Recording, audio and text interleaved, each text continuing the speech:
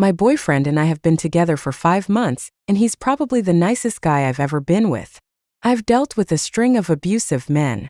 And to finally meet a guy who legitimately respects me and holds my opinions in high regard is refreshing to say the very least. He's a smart and talented man, very crafty and handy, and works a job that makes a better than average salary. However, things took a strange turn about a month ago. I was over at his apartment and saw a 2-liter bottle of what looked like urine stowed away near his desk. He told me that it was apple juice and looked very intent on changing the subject. He excused himself to the bathroom, and so I uncapped the bottle and sniffed it. It was definitely not apple juice. I told him what I'd done, and he became reasonably upset that I hadn't left it alone, and assured me that it was just for some dumb prank he was going to pull on a friend. I dropped the subject and left him alone about it. Few days later, I was using the bathroom at his place and saw a large package of Depends in his bathroom cabinet. His parents are no longer alive, and he's never made any mention of caring for an elderly person, so I don't know what to think about it. About a week later, things started getting weirder. I found another bottle of urine, a different bottle, different color cap, and went to question him about it. I confronted him while he was in the kitchen, and found him peeing in the sink. Immediately, he was startled, tried to tuck his penis into his boxers and act like nothing had happened, but it was pretty obvious from how he was acting. Not to mention a large urine stain on the front of his boxer shorts. I asked him what he was doing, and he reacted very defensively, telling me it was time to go home, that he suddenly had an appointment he needed to get to, and just trying to get me out of his place. Naturally, I left. I wasn't using the bathroom. The toilet was completely open for use, and he still elected to pee in the sink, making me even more confused and worry about the whole situation. I don't know what to do. Guys, I like this guy. I'm pretty sure that I'm not too far from saying that I love this guy. When we first started out, I felt like a bird with an injured wing and he was nurturing me back to health. Cliché. I know, but it's seriously how I felt. He makes me happy. He has a stable lifestyle and we're compatible on so many levels it's crazy. But I'm just not into pee. I don't have an aversion to urine, but I'm not comfortable with his hygienic habits and I'm actually a little worried he'll urinate in my own sinks if he were to visit my apartment. Am I crazy? Am I immature for thinking this? Every time I think of him, I can't help but jump back to him leaning his pelvis over the sink, peeing into it like it was no big deal. Or the idea that he might be wearing adult diapers beneath his clothes when we're together. I don't want to be a bully, but it's such a major turnoff for me that I can see this causing very real, very serious issues in our relationship. Any and all help, or suggestions with how to deal with this would be vastly appreciated. My boyfriend pees in the sink and bottles instead of the toilet, and owns adult diapers. I spoke with him briefly over the phone. I took the helpful advice of some of you and told him in very gentle, very non-judgmental terms, that I wanted to speak to him about his bathroom habits. I explained to him that I wasn't going to judge him, and that I wanted to talk to him just to get some answers. He was reluctant, but agreed to talk to me later. Rest assured, this will not be the kind of later that just goes away. I'm going to be asking him about this as soon as I see him next. There are a lot of people here essentially telling me to just leave him, and that 5 months isn't that big of a deal. While I understand that I have my own issues to work through, and that 5 months isn't that big a deal, he is still a person I care deeply about. I would do this for any of my friends, and quite frankly, I couldn't think of just up and leaving without at least trying to learn why he behaves this way, and at least trying to help him through it. I'm glad that everyone here is so confident in my ability to find a decent man who doesn't have this problem. But everyone has issues. I was lucky enough to find a guy who not only makes me happy, but shares a huge number of my worldviews, philosophies and beliefs. To just throw that away without even giving it a chance seems so cold. I tried twice in vain to speak with him about his problem, and the first time he outright denied it. The second time he told me that he didn't want to talk about it, and then shut down. This wasn't embarrassing fetish-level sidestepping. There was something major going on. On the third try, I thought I was going to lose my mind and I was honestly ready to offer up trying some urine-based fetish of his if he would explain what his problem was.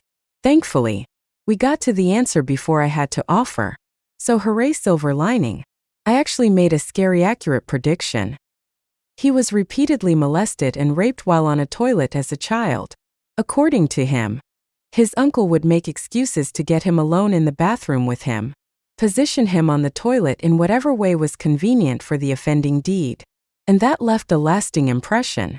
I honestly don't want to talk any more directly about that because it's sickening to even think about and makes me want to cry, thinking that someone would harm a child like that. From there on, he was an open book with me.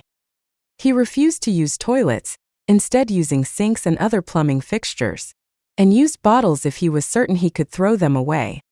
He admitted that he also does this with his feces, but that whatever he uses, he immediately discards and doesn't let it linger around smelling up the house.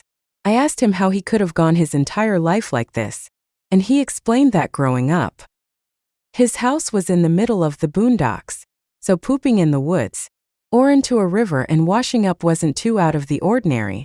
Now, it's been closer to 6 months with him. I never considered myself the supportive type. I'm honestly sort of used to leaning on others. But when he begged me to stay with him while he tried using the toilet, I jumped at the chance and hoped I could make a difference. He sat down to pee, started sobbing, and I held him for a good 10 minutes before he finally got anything out. He peed. He cried. I cried. We hugged. He flushed. Life was good. I don't know how long I'm going to need to help him while he's actually on the toilet. But we have the firm boundary that I'm not going to be wiping him or anything. It's going to take a lot of work, I'm certain, but I don't plan on turning my back on someone so special to me, who needs my help where I can actually give it. Now, where to go from here?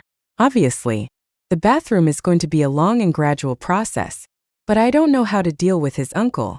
He told me that he never admitted this to anyone but a small handful of people and a few anonymous confession sites.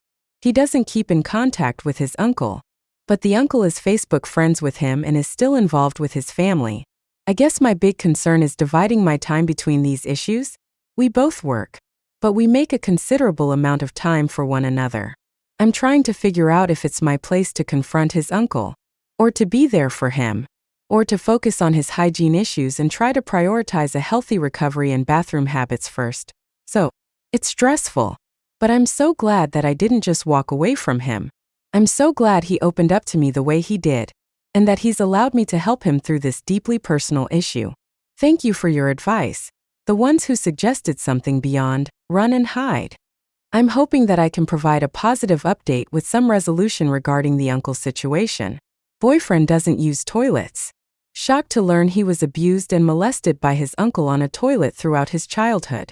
Currently helping him relearn to use and be comfortable on toilets to do his business. Not wiping his butt. Few months later. Unfortunately, we broke up. Good news, we left on amiable terms. Over the course of a month, we made some pretty amazing progress together. But the most noteworthy was helping him accept that he needed therapy, and helping him find a therapist that genuinely made him feel comfortable. Obviously, he still has anxiety when it comes to going to the bathroom, but he no longer needs anyone's immediate help when he does his business. Although I made it a point to give him positive reassurance whenever he told me he was going. I made some positive changes in my own life. Hooray! I got offered a job out of state that I'd had my eye on for months. I became certified and licensed in my field of work. And more importantly, my self-esteem's been in a really good, healthy level that I haven't seen almost a decade. However, we did break up. He acknowledged that he needed a lot of my time, which had never been an issue prior to being offered this out-of-state job.